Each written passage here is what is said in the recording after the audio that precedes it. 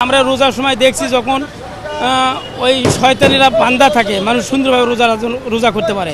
এখন ঠিক একই অবস্থায় ঢাকা শহরে আজকে মনে হয় শয়তানিরা সবগুলো নীরবে আছে, এই জন্য সাধারণ মানুষ শান্তিতে আছে ঢাকা শহরে। মিরপুরের 10 নম্বর পরিস্থিতি খুবই ভালো।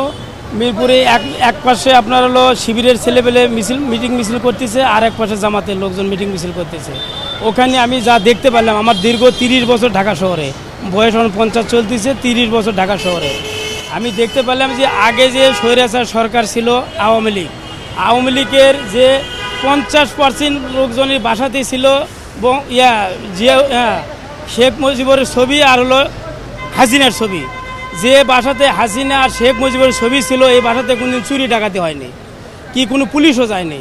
মানে দেখছি যে ওখানে বড় সন্ত্রাসীর ছবি আছে, ওখানে আমাদের যা লাভ নাই। ওই জন্য 50% লোক ছিল এই মানে বঙ্গবন্ধুর ছবি আর শেখ হাসিনার ছবি দিয়ে বাসাতে রেখা দিয়েছিল এই আতঙ্কে। এখন তারাই দেখতেছি যে জামাত শিবিরের সাথে ওখানে প্রায় 10-15% লোকই জামাত শিবিরের সাথে তারা মিটিং করতেছে ওখানে। মিরপুর থেকে আসছে না, কোনো আতঙ্ক কোনো কাজ করেনি, কোনো আতঙ্ক নেই। খুব সুন্দর ঢাকা, এইরকম ঢাকায় আমরা চাইছিলাম। তার মানে আমরা রোজার সময় দেখছি যখন ওই শয়তানিরা বান্দা থাকে মানুষ সুন্দরভাবে রোজা করতে পারে।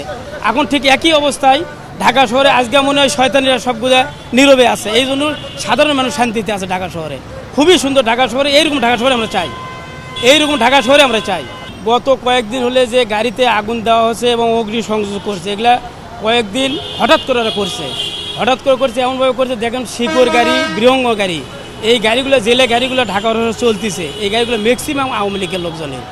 ওরা আগে দেখেন যে বৃহঙ্গ গাড়িগুলা যেগুলি কোনো পার্স নেই, কিচ্ছু নেই, লক্কর গাড়িগুলা, এই গাড়িগুলোতে আগুন লেগে দিয়ে নতুন গাড়ি কিনে দিয়ে দিয়েছে সেই স্বৈরাচার সরকার। ওই জন্য দেখেন যে ওর গাড়িতে কোনো প্রকারের আজকে আগুনও নেই, কিচ্ছু নেই, অন্য গাড়িতে আগুন ধরতেছে।